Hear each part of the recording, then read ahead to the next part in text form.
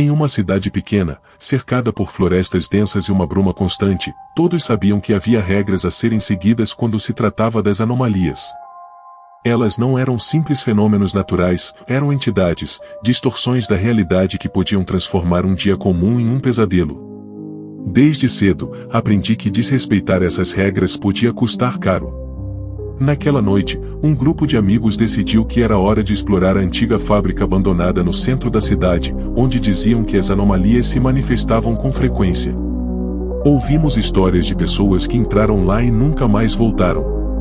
Mas, armados com a coragem da juventude e um desejo de aventura, ignoramos os avisos e seguimos em frente.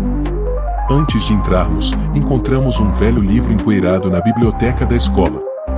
Era uma coleção de regras escritas por aqueles que se atreveram a lidar com as anomalias. Nunca faça contato visual com uma anomalia. Se ouvir sussurros, não responda. Se a luz piscar, saia imediatamente. Nós rimos das regras, achando que eram apenas superstições. O que poderiam ser essas anomalias, se não uma forma de assustar crianças? Assim que entramos na fábrica, uma sensação estranha tomou conta de nós. O ar estava pesado e os ecos de nossos passos pareciam se perder na escuridão. As máquinas, cobertas de poeira, pareciam ter uma vida própria, e a luz fraca de nossas lanternas revelava sombras que dançavam nas paredes. Logo, ouvimos os primeiros sussurros, como se alguém estivesse nos chamando. Vamos, isso é só vento, eu disse, tentando confortar meus amigos. Mas, conforme os sussurros aumentavam, meu coração começou a acelerar. Vocês ouviram isso? Perguntei, e eles concordaram, a expressão de medo em seus rostos me fazendo sentir ainda mais inquieto. Lembrei das regras, se ouvir sussurros, não responda. Então, ao invés de responder, decidimos avançar, mas com cada passo que dávamos, a atmosfera ficava mais opressiva. As luzes das lanternas começaram a piscar, e uma sensação de que algo estava prestes a acontecer começou a nos consumir. De repente, uma sombra se projetou na parede à nossa frente. Era uma figura, alta e magra, com braços longos e uma cabeça desproporcionalmente grande. Tentei convencer a mim mesmo que era apenas um jogo de luz, mas a figura começou a se mover em nossa direção.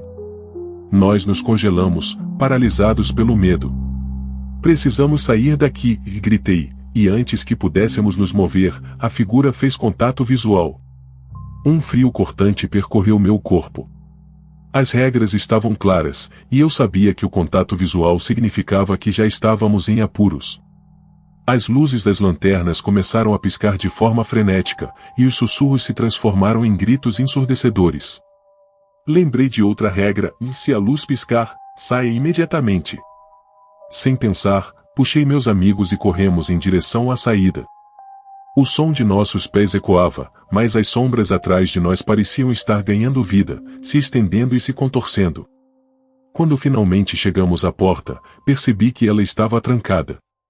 Gritei e dei socos, mas não havia ninguém para ouvir. Os sussurros agora eram como um coro de risadas macabras, e senti a presença da anomalia se aproximando. A luz da fábrica começou a piscar intensamente, e eu sabia que estávamos perdidos. Um a um, meus amigos começaram a desaparecer, sugados pela escuridão.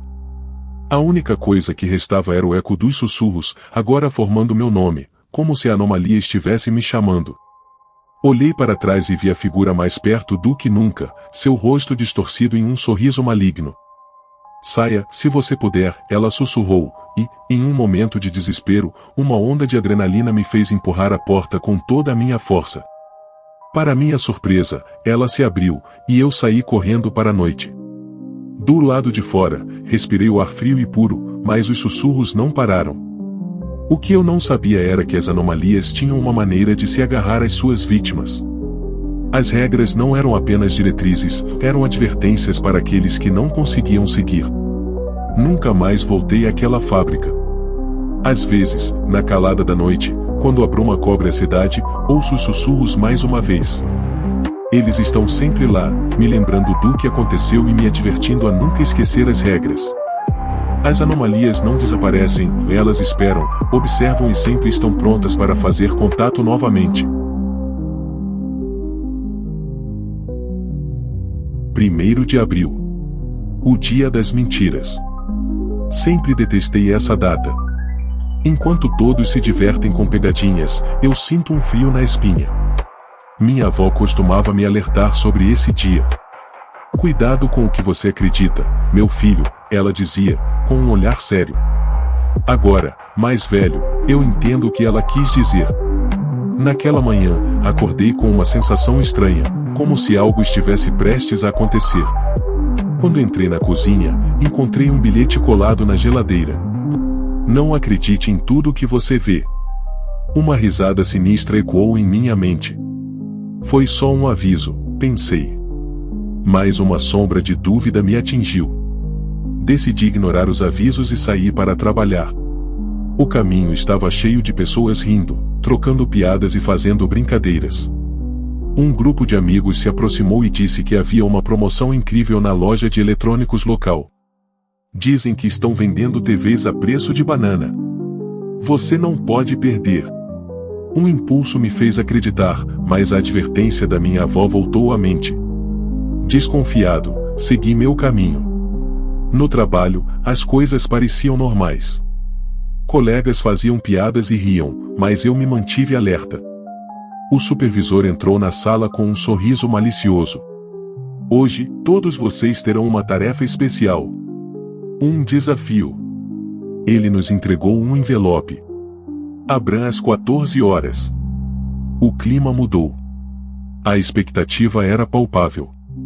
Às 14 horas, a sala estava cheia de murmúrios.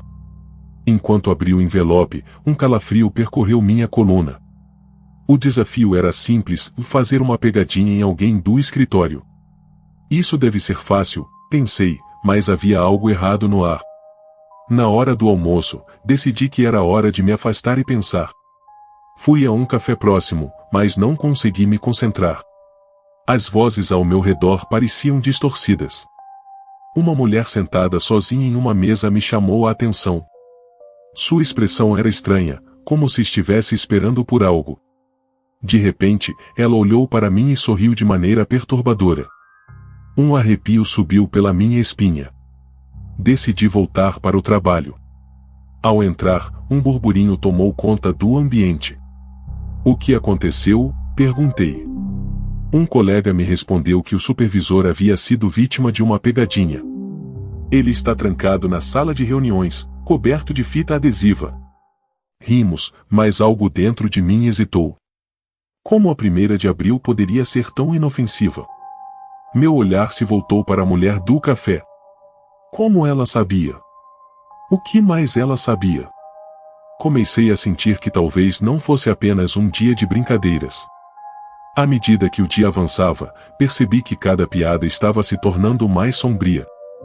Uma colega começou a gritar, dizendo que havia visto algo no banheiro. Quando fomos verificar, encontramos um espelho quebrado, com uma mensagem escrita em sangue: "E não brinque comigo." O pânico tomou conta. Voltei para minha mesa, ofegante. O supervisor finalmente saiu da sala, mas não era o mesmo. Havia um brilho insano em seus olhos, e ele começou a gritar para todos. Vocês se acham tão espertos, não é? 1º de abril, o dia das mentiras. Mas a verdadeira mentira é que vocês acham que estão seguros. O riso se transformou em gritos. Um colega foi atingido por uma serpente de brinquedo que parecia muito real. O caos se espalhou, e todos começaram a correr. O dia que deveria ser de diversão se tornou um pesadelo. Quando cheguei em casa, trancando a porta atrás de mim, o coração ainda acelerado, não consegui ignorar as advertências da minha avó. Nunca acredite no que você vê. Verifique sempre 2 vezes. O 1º de abril não era apenas um dia de mentiras, era um teste para aqueles que não estavam preparados. Lembre-se, neste dia, as pegadinhas podem ir longe demais. E se você não estiver atento, pode acabar se tornando a próxima vítima. Quando o dia terminar, e as risadas se calarem, você pode descobrir que a maior mentira de todas é que você estava seguro o tempo todo. Não importa onde você esteja, certas regras não devem ser quebradas, especialmente quando se trata de coisas que deveriam estar enterradas. Como eu aprendi da maneira mais difícil, o que você não vê pode ser muito mais aterrorizante do que o que você vê. Era uma noite sombria, e eu estava voltando para casa após um longo dia de trabalho. O ar estava pesado com a umidade de uma tempestade iminente. Enquanto caminhava por um atalho em um parque mal iluminado, senti algo me puxando, uma sensação estranha e inquietante, como se estivesse sendo observado. Decidi ignorar, pensando que eram apenas os meus nervos. No entanto, ao me aproximar de uma árvore enorme, percebi algo jogado entre as raízes expostas. Era um objeto marrom e enegrecido, envolto em um plástico rasgado e sujo. À primeira vista, pensei que era lixo, mas então percebi que se tratava de um corpo humano em estado avançado de decomposição. O estômago revirou. Uma onda de náusea me atingiu, e minha mente começou a correr com perguntas. O que aconteceu ali? Quem era essa pessoa? E, mais importante, quem poderia ter feito isso? Lembrei-me de algo que meu avô sempre dizia: se você encontrar um podre, não olhe muito de perto. Apenas fuja. Mas a curiosidade me consumiu, e eu me aproximei. As regras foram esquecidas, e a única coisa que restava era minha ansiedade crescente. Assim que cheguei mais perto, uma brisa fria percorreu a área, como se o próprio ar estivesse avisando de não faça isso. Mas a curiosidade era uma força poderosa. Quando finalmente me inclinei para examinar melhor, algo estranho aconteceu. Os olhos do cadáver se abriram lentamente, e uma expressão de dor e desespero tomou conta do seu rosto desfigurado. Eu dei um passo para trás, horrorizado. A visão era tão insuportável que não consegui evitar um grito sufocado. Naquele instante, percebi que não estava apenas olhando para um corpo, algo havia despertado dentro dele. O que antes parecia inerte agora parecia vivo, e a sensação de ser observado se intensificou. Era como se a escuridão ao meu redor tivesse ganhado vida. As sombras das árvores começaram a se contorcer e a se mover, como se estivessem tentando me agarrar. Eu precisava fugir. Lembrei-me das palavras do meu avô, e o medo se apoderou de mim. Mas as pernas não se moviam. O terror me paralisou. Então, em um momento de pura adrenalina, corri. Cada passo parecia ser acompanhado por sussurros, palavras incompreensíveis que ecoavam na minha mente. Você não deveria ter vindo aqui. Você não deveria ter visto. As vozes eram frenéticas, uma mistura de risadas e gritos que se fundiam em uma cacofonia ensurdecedora. Finalmente, alcancei a saída do parque, e a luz da rua me envolveu. Ao me virar, percebi que a presença do corpo havia desaparecido, mas a sensação de ser observado ainda estava ali, como um frio que se instalava na minha alma. Olhei para trás, mas nada. O que eu havia visto ainda era uma imagem viva em minha mente. Naquela noite, ao voltar para casa, não consegui dormir.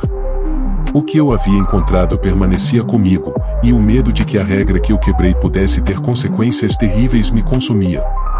Uma lição foi aprendida: algumas regras existem por um motivo. E se você encontrar um podre, a única coisa que deve fazer é correr. Cresci em uma casa que, por fora, parecia normal, mas havia algo estranhamente errado com a minha família. Meus pais sempre pareciam mais velhos do que realmente eram, suas vozes mais fracas e os olhares mais vazios. Às vezes, eu os via em momentos estranhos, como se estivessem tendo conversas silenciosas com pessoas que não estavam lá.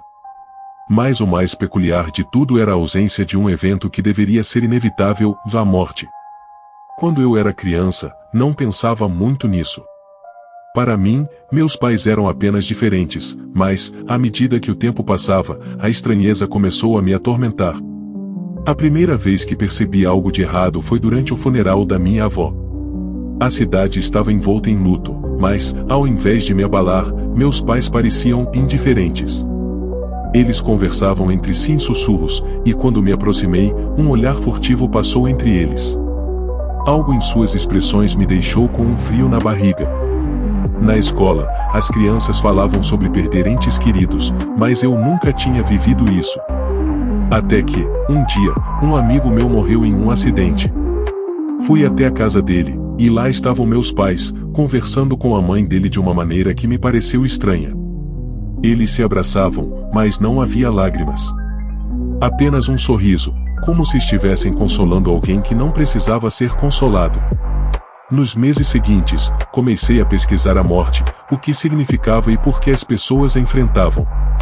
Descobri algo assustador: a maioria das pessoas que amamos, incluindo as que vão embora, tem um tempo definido para ficar. Mas, enquanto eu absorvia essas informações, percebi que os meus pais não mostravam nenhum sinal de envelhecimento. Eles estavam sempre ali, sempre jovens, como se o tempo os ignorasse. Uma noite, enquanto tentava dormir, ouvi sussurros vindos do porão. A curiosidade me levou a descer as escadas. Quando abri a porta, encontrei uma cena que me deixou paralisado. Meus pais estavam em um círculo, segurando velas acesas, murmurando palavras em uma língua estranha. No centro do círculo, havia uma pequena mesa coberta por um pano escuro. "Por favor, não olhe para eles", uma voz sussurrou atrás de mim. Era minha irmã mais velha, que havia desaparecido anos atrás. Ela parecia diferente, como se sua essência estivesse desvanecendo. "Eles estão fazendo algo terrível." Eu olhei para ela, mas logo me dei conta de que não era a mesma irmã que conhecia. Seus olhos estavam vazios, e seu sorriso era forçado. "Você precisa ir embora", ela insistiu, mas eu não conseguia desviar o olhar do ritual. A cada palavra sussurrada, eu sentia que algo sombrio estava acontecendo. O que eles estavam fazendo não era apenas um ato de amor. Era algo que mantinha a nossa família unida de uma forma horrenda. Um pacto com a morte, onde a vida era trocada por uma eterna juventude. Tentei correr, mas algo me segurou. Era a mão de minha irmã. "Se você fugir, eles vão vir atrás de você. A única maneira de escapar é quebrar o ciclo", ela disse, sua voz quase um eco distante. "Como?", eu perguntei, sentindo o terror tomar conta de mim. "Queime as velas", ela respondeu, e antes que eu pudesse pensar, ela desapareceu no ar, como se nunca tivesse estado ali. Decidi fazer o que ela disse. Peguei uma das velas e a joguei no chão. As chamas se espalharam rapidamente, e meus pais começaram a gritar. Mas a fúria das chamas não era nada comparado ao olhar de desespero em seus rostos. "Você não pode fazer isso", gritaram eles em uníssono, enquanto o fogo consumia o que antes era um lugar de rituais obscuros. Com cada segundo que passava, eu sentia uma onda de libertação, como se o peso da imortalidade estivesse sendo retirado. Quando as chamas finalmente se apagaram, olhei em volta e percebi que tudo havia mudado. A casa estava vazia, e não havia mais sinais de meus pais. Saí para a rua, e o ar fresco me acolheu. Eu sabia que, finalmente, estava livre. Mas a pergunta que ainda ecoava em minha mente era: minha família realmente havia morrido, ou seria apenas o começo de um novo ciclo?